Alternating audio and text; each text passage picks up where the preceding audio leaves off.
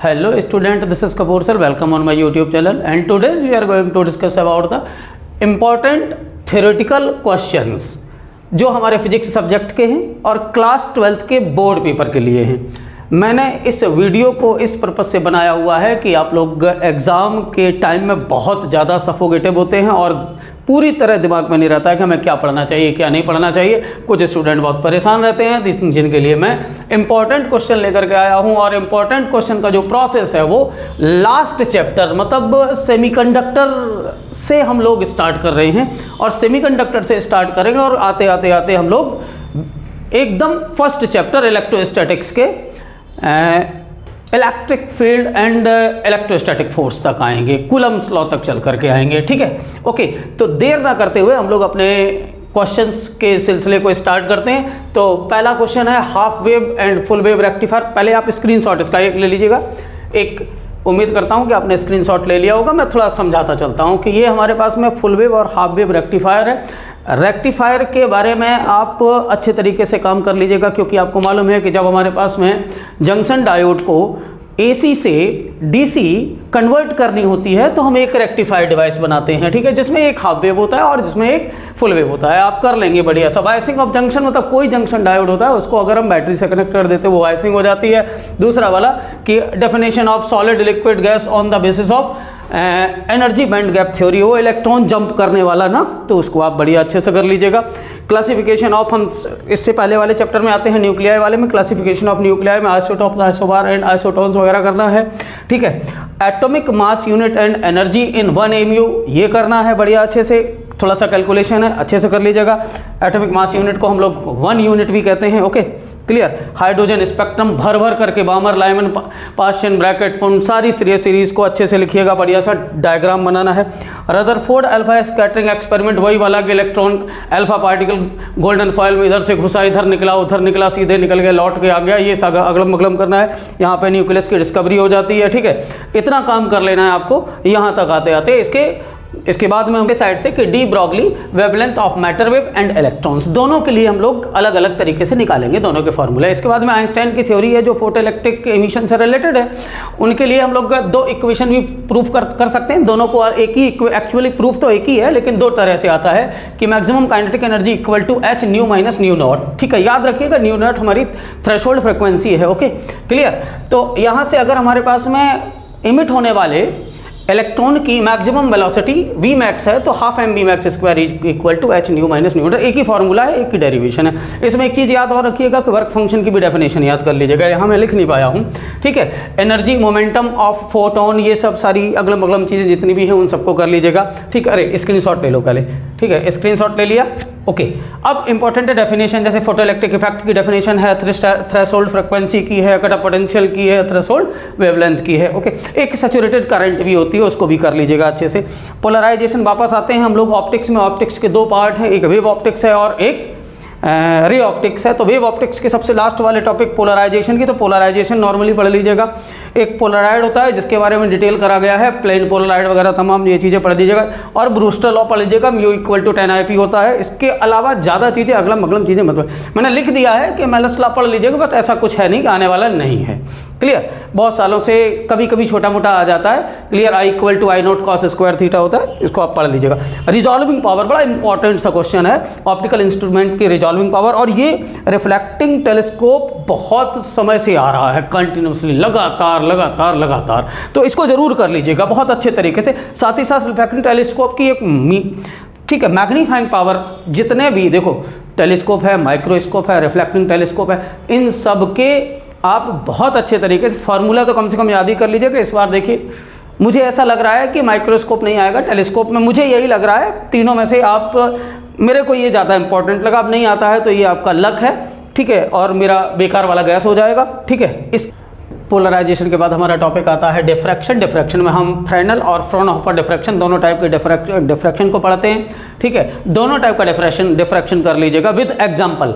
और एक बड़ा बहुत इंपॉर्टेंट है जो ज्योमेट्रिकल इंटरप्रिटेशन है डिफ्रैक्शन पे, तो डिफ्रैक्शन की डेफिनेशन से ज्योमेट्री से किस तरह से बताएगी, उसमें वो 2 लेंस यूज किए गए हैं, आप अच्छे तरह से जानते होंगे, पढ़ा होगा तो। अच्छा, YDSC कंप्लीट कर लीजिएगा, young double slit experiment, interference I1 - I2, दोनों अच्छे अच्छे से करके जाइएगा, ठीक है। Definition of refraction through the Huygens wave theory, Huygens wave theory को आप अच्छे तरीके से पढ़ लीजिएगा, जिसमें वेव फ्रंट और वेव फ्रंट के टाइप्स पढ़ लीजिएगा। हाइगेंस वेव थ्योरी कोई डिफिकल्टीज नहीं है, ठीक है। सेकेंडरी वेवलेट्स बनने वाली थ्योरी है, तो आप अच्छे से वो तीनों पॉइंट लिखिएगा विथ फिगर, तभी पूरे नंबर मिलेंगे, ठीक है। अच्छा, स्क्रीनशॉट एक ले लीजिएगा, ठीक है। ओके, स्क्रीनशॉट हो गया। इसके बाद में हम आते हैं और थोड़ा सा पीछे चल के आते हैं, यहाँ के बाद में हम लोग बात करते हैं रे ऑप्टिक्स की। रे ऑप्टिक्स में आपके पास रिफ्रैक्शन थ्रू प्रिज्म और थोड़ा बहुत ह्यूमन आई के बारे में पढ़ लीजिएगा। मैं ऑप्टिकल इंस्ट्रूमेंट में आपको बता चुका हूँ कि आपको रिफ्लेक्टिंग टेलीस्कोप करके जाना है। इसके बाद में refraction through the spherical surface, अभी मैं देखो चांस ले रहा हूँ कि इस बार कॉनकेव के लिए बोल रहा हूँ, लास्ट ईयर मैंने कॉन्वेक्स के लिए बोला था, तो एक पेपर में आया भी था प्रॉपरली ड्राइव करने के लिए। तो आप हैं, आप दोनों में से कोई भी एक कर सकें, जिसका भी मन हो, बढ़िया अच्छा सा, लेकिन करिए अच्छे से। फिगर का बस ध्यान रखिएगा, फिगर अगर अच्छा बन जाएगा तो वही बस साइज थोड़ा सा चेंज हो जाता है कॉनकेव का, इस ठीक है। कॉनकेव का दसा हुआ होता है, कॉन्वेक्स का उभरा हुआ होता है, और कुछ भी नहीं होता है, इससे ज़्यादा और कुछ होता ही नहीं है, ठीक है। लेंस मेकर करके जाएंगे बहुत अच्छे से, प्रूफ बढ़िया सा पतला वाला थिन लेंस के लिए, ठीक है। अच्छा, उन चीज़ों पे मत जाइएगा रिफ्रैक्टिव इंडेक्स पर क्या फ़र्क पड़ रहा है कि लेंस को डुबा दिया गया, ये कर दिया होगा, उस पर न्यूमेरिकल आएगा, याद रखिएगा, ठीक है। लेंस के फोकल लेंथ के जो भी इफेक्टिव का होगा एक न्यूमेरिकल आएगा, उसको न्यूमेरिकल को करके ही जाइएगा 100%। इसके बाद में कॉम्बिनेशन ऑफ लेंस वाला भी कर लीजिएगा, इसमें बहुत दिक्कत हो जाती है, कभी कभी अचानक से आ जाता है तो प्रॉब्लम होती है, ओके, ठीक है। इतना करिएगा। इसके बाद में हम लोग चलते हैं पार्ट 1 में। पार्ट 1 में हम लोग बैक ही होंगे।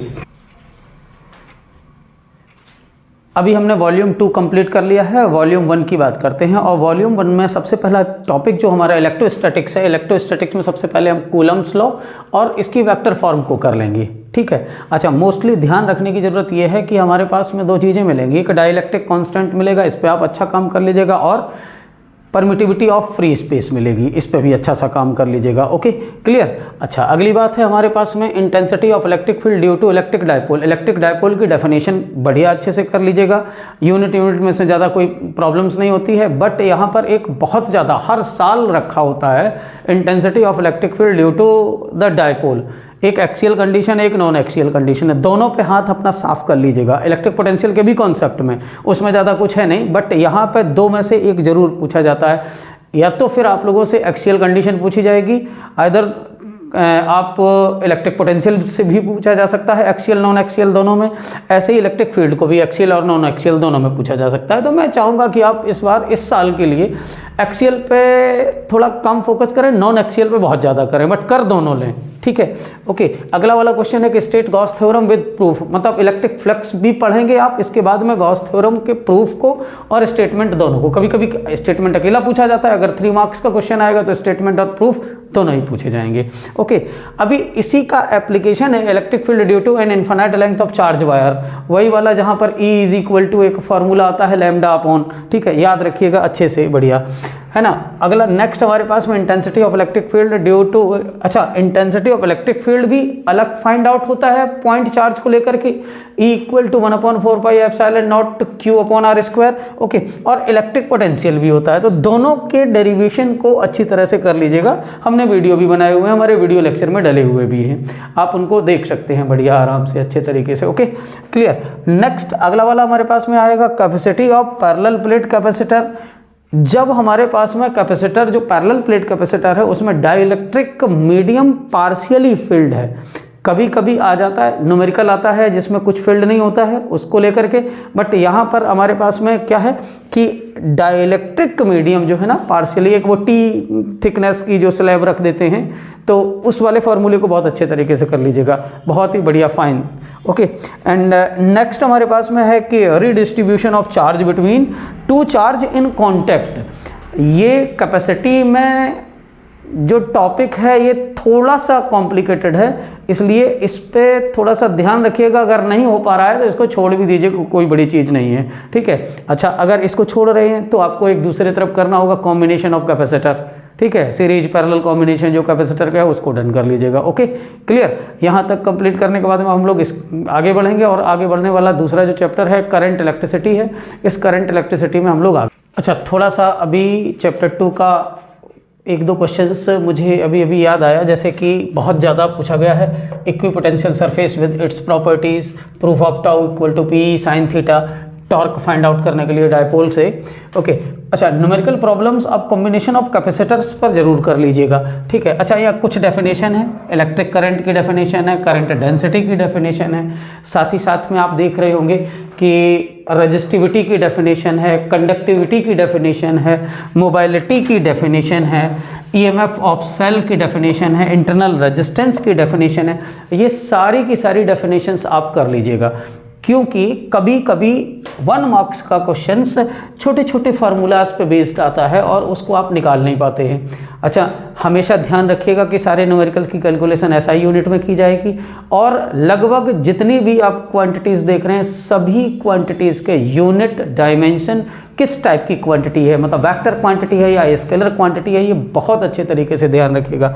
अच्छा, नेक्स्ट क्या है कि combination of cells and resistance. Okay, अच्छा रेजिस्टेंस के इसके लिए आपको प्रूफ की ज़रूरत नहीं है, इससे न्यूमेरिकल्स प्रॉब्लम्स बनते हैं, बट कॉम्बिनेशन ऑफ सेल्स में न्यूमेरिकल्स भी बन सकते हैं, बट ये डायरेक्टली पूछ लिया जाता है कि पैरेलल कॉम्बिनेशन सेल्स का क्या होगा, उसमें करंट की वैल्यू बतानी होगी, और सीरीज कॉम्बिनेशन क्या होगा। इंटरनल रेजिस्टेंस की टर्मिनोलॉजी से रिलेटेड कोई क्वेश्चन आ जाता है जो आपके दिमाग से ही उड़ जाता है, समझ ही भी नहीं आता है।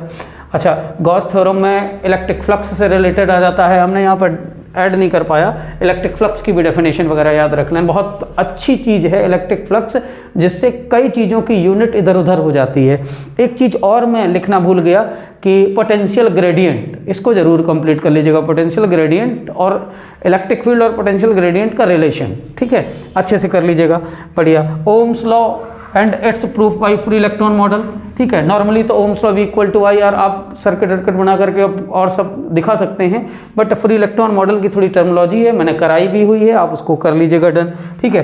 व्हीटस्टोन ब्रिज और इसकी बैलेंस कंडीशन, जितनी भी व्हीटस्टोन ब्रिज में जो साइड्स वगैरह बनते हैं उन साइड्स के कौन कौन सा नाम क्या क्या होता है, जिसमें किसी एक साइड में आप अननोन रेजिस्टेंस को फाइंड आउट करने के लिए इसको यूज करते हैं, तो उसमें एक रेजिस्टेंस वाली जिसको गिवन रेजिस्टेंस की साइड होती है, दूसरी वाली साइड एक अदर नेम से होती है, और एक अननोन रेजिस्टेंस की साइड होती है, अलग अलग नाम के एडजेसेंट साइड होती है। इस तरह से उन सबको ध्यान रख लीजिएगा। गैल्वेनोमीटर का अच्छा सर्किट डायग्राम हर चीज़ के बहुत अच्छे करिएगा, ओके, ठीक है। फिर इसके बाद में हम लोग आते हैं कि magnetic effect of electric current, इसमें बायो-सेवर्ट लॉ और इसके एप्लीकेशन। सबसे पहले आप इलेक्ट्रिक फील्ड की डेफिनेशन पढ़िएगा, हमारे लेक्चर में आप लोगों ने पढ़ी हुई भी होंगी, ठीक है, जब आप ऑनलाइन या ऑफलाइन किसी भी टाइप से हमारे साथ में कनेक्टिविटी में रहे हैं, ठीक है।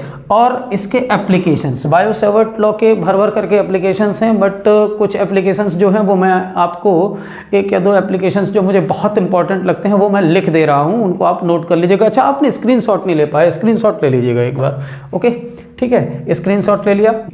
अब हम लोग बात करते हैं magnetic field at the centre of current carrying circular loop. ये बायो-सेवर्ट लॉ का एक बड़ा मतलब बहुत जाना पहचाना डेरिवेशन है, इसको आप जरूर कर लीजिएगा एप्लीकेशन में, क्योंकि इसको अक्सर पूछा जाता है 3 मार्क्स में, ठीक है।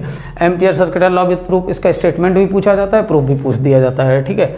अच्छा, magnetic field due to long solenoid, ये एम्पियर सर्किटल लॉ का एप्लीकेशन है, इसको जरूर कर लीजिएगा, बहुत ज़्यादा पूछा जाता है, ओके, क्लियर। अच्छा, moving charge in uniform magnetic field, ये भी आप जान लीजिएगा, इस पर रिलेटेड जो न्यूमेरिकल्स आता है उसमें काइनेटिक एनर्जी वगैरह या रेडियस फाइंड आउट करना है या टाइम पीरियड फाइंड आउट करना है, या इस तरह के केसेस आ जाते हैं कि परपेंडिकुलर चार्ज जा रहा है तो सर्कुलर पाथ कैसा होगा, क्लॉकवाइज होगा कि एंटी क्लॉकवाइज होगा, ये सब सारी चीज़ें पूछी जाती हैं, अच्छे से इसको करिएगा, ठीक है, बढ़िया सा।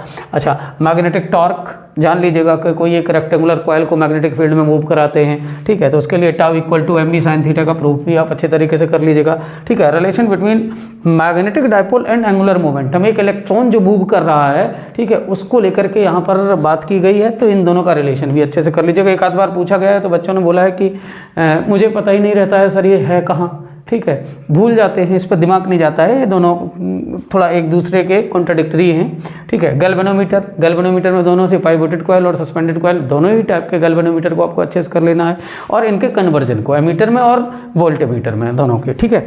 अच्छा, इसके बाद में magnetic field lines with its properties, 2-3-4 बार आप पढ़ चुके होंगे यहाँ तक पहुँचते पहुँचते, तो इसको एक बार फिर से पढ़ लीजिएगा, ठीक है। अच्छा, to prove that the bar magnetic equivalence to the solenoid, अच्छा, इनके जो प्रूफ में क्या होता है कि इस प्रूफ को करने में बड़ा एक तो लेंथी है, लेंथी प्रूफ होने के कारण तो थोड़ा सा प्रॉब्लम्स आती है, तो इसको आप क्विट भी कर सकते हैं, कोई ऐसी बात नहीं है कि इसको करना ही करना है, कि ज़रूरी ही हो गया है कि इस बार डिसाइड कर लिया कि 70 आउट ऑफ 70 ही आना है, ऐसी कोई लड़ाई नहीं होती है, ये बात याद रखिएगा।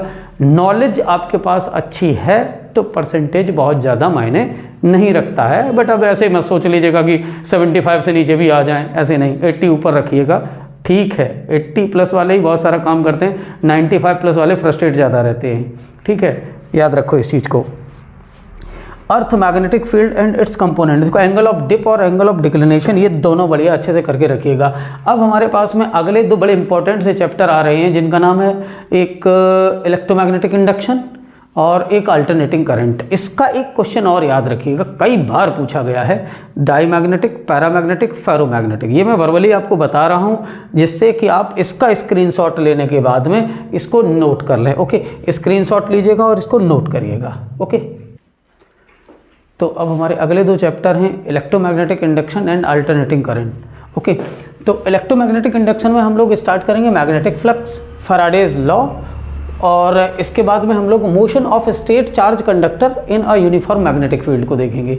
इन दोनों को अच्छे तरीके से करिए। सबसे अच्छे तरीके से आपको फैराडेज लॉ पढ़ना चाहिए, इंट्रोडक्शन ऑफ इलेक्ट्रोमैग्नेटिक इंडक्शन पढ़ना चाहिए, तो आपको पूरा चैप्टर फिर इजी लगने लगेगा। ये डेरिवेशन थोड़ा कॉम्प्लिकेटेड है, इसमें थ्योरी भर भर के है, तो उसको समझने के लिए आप अच्छे तरीके से थोड़ा सा नोट्स बनाते हुए करें, हमारे नोट्स से भी पढ़ सकते हैं। ओके, सेल्फ इंडक्शन और म्यूचुअल इंडक्शन, इनकी जो प्रॉपर्टीज़ हैं एक बार छोड़ भी दोगे तो सेल्फ इंडक्शन और mutual induction with coefficient of self induction and mutual induction, M और एल दोनों के लिए फार्मूला कर लीजिएगा, ठीक है। एडी करंट विद प्रॉपर्टीज़, कभी कभी पूछ दिया जाता है एडी करंट की प्रॉपर्टीज़ वगैरह की क्या है क्या नहीं है, ठीक है। एक और चीज़ पूछी जाती है हिस्टैरिसीस लॉस वगैरह, तो इसको भी मिल जाए तो देख लीजिएगा, नहीं तो आपको क्वेश्चन बैंक में तो सारी चीज़ें भर भर करके दी गई होंगी, जितनी चीज़ें मैंने बताई हुई हैं वो सारी की सारी इंपॉर्टेंट हैं। अच्छा, इसके बाद में एक प्यारा सा चैप्टर आता है अल्टरनेटिंग करंट, सबको बहुत डिफिकल्ट लगता है, बहुत ईजी चैप्टर है, एक बार दिमाग लगा करके बस पढ़ना है। आप एकदम किसी चीज़ पर प्रोफेशनली टच करिए, किसी चीज़ पे एकदम से जुट मत जाइए कि नहीं नहीं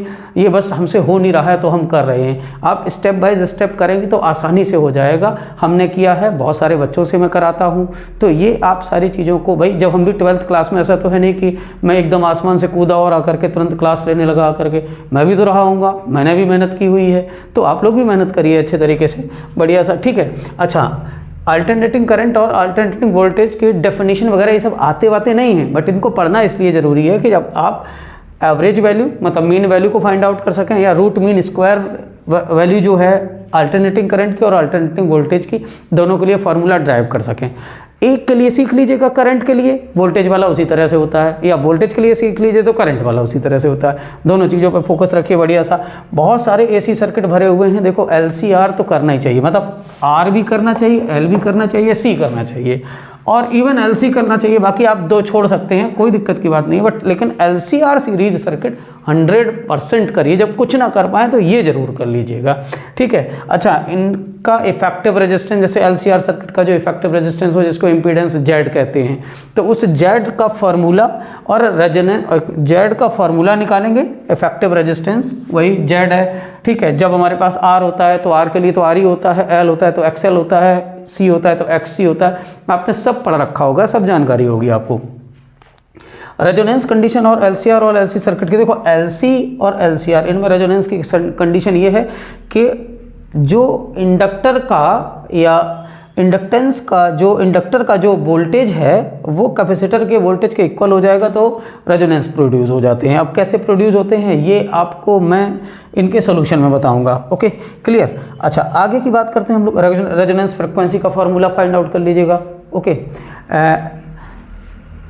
इसके बाद में पावर इन एसी सर्किट अलग अलग तरीके से, जब रेजिस्टेंस है तब क्या होगी, इंडक्टेंस है तब क्या होगी, कंडक्टेंस है तब क्या होगी, सभी में तीनों में अलग अलग। वाटलेसनेस करंट की 1 नंबर में डेफिनेशन पूछी जाती है, इसको बहुत अच्छे तरीके से पढ़ लीजिएगा, ज़्यादा इस पर, ठीक है, परेशान होने की जरूरत नहीं। अच्छा, हाफ पावर पॉइंट, बैंडविड्थ और क्वालिटी फैक्टर, ठीक है, ये चीज़ें अगर आप पढ़ लेंगे तो मोस्टली मैं मानता हूँ कि आप अल्टरनेटिंग करंट में बहुत अच्छे परफेक्ट हैं।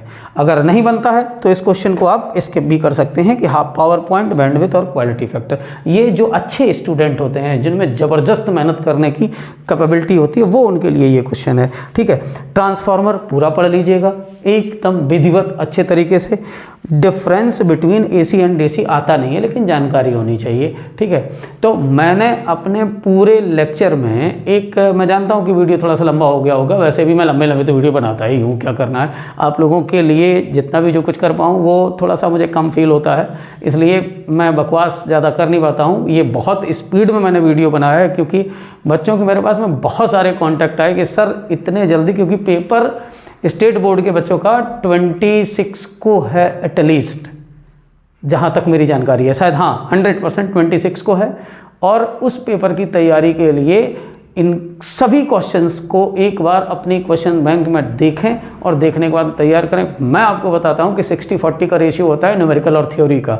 ये जो मैंने आपको एक्सप्लेन किया हुआ है, इसमें से आपकी जितनी थ्योरी होगी, मोस्टली एक आध कोई क्वेश्चन स्किप कर जाए बात अलग है, नहीं तो सब क्वेश्चन इसी थ्योरी से आने वाले हैं। आप एकदम नॉर्मली पढ़ लीजिएगा और पढ़ करके बहुत बढ़िया अच्छे तरीके से तैयारी करिएगा। और सभी जितने भी स्टूडेंट जिनका पेपर है उनके लिए, चाहे वो किसी भी बोर्ड्स के हों, उनके लिए गुड लक। बहुत अच्छा फाड़ के आइएगा एकदम पेपर को। अगर चैनल पे नए हैं तो चैनल को सब्सक्राइब कर लीजिए, जिससे कि मैं जो भी वीडियोस बनाऊं, जो भी कुछ बनाऊं, आपको इन्फॉर्मेशन मिलती रहे। बेल आइकन को प्रेस कर दीजिएगा।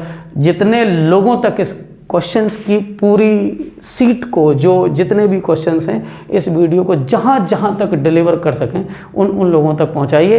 तब तक आप बढ़िया अच्छी तैयारी करें और सपोर्ट में रहिए। Thank you, have a good day, good luck for exam. जय हिंद, वंदे मातरम।